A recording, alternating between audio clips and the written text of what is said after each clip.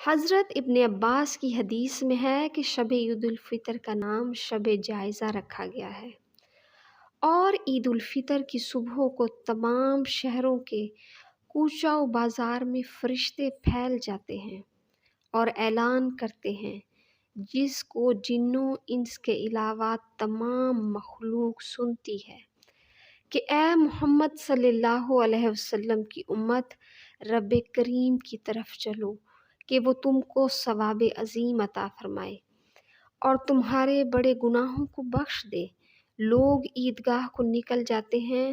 تو اللہ فرشتوں سے فرماتا ہے کہ اے میرے فرشتوں، فرشتے لبیک کہتے ہوئے حاضر ہو جاتے ہیں۔ حق تعالیٰ فرماتا ہے کہ اس مزدور کی کیا اجرت ہے جو اپنا کام پورا کرے۔ فرشتے جواب دیتے ہیں کہ اے ہمارے معبود،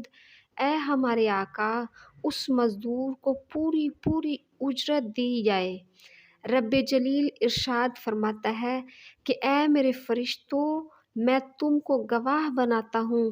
کہ میں نے ان کے روزوں اور نماز شب کا اجر، خوشنودی اور گناہوں کی مغفرت بنا دیا۔ پھر فرماتا ہے کہ اے میرے بندو، مجھ سے مانگو،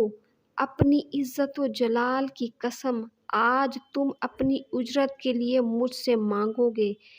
میں وہ تم کو ضرور دوں گا، اور جو کچھ اپنی دنیا کے لیے مانگو گے میں اس کا لحاظ رکھوں گا۔ مجھے اپنی عزت و جلال کی قسم، جب تک تم میرے احکام کی حفاظت کرو گے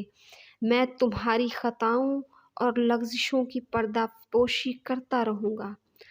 اور تم کو ان لوگوں کے سامنے جن پر شرعی سزا واجب ہو چکی ہے رسوا نہیں کروں گا۔ جاؤ، تمہاری بخشش ہو گئی،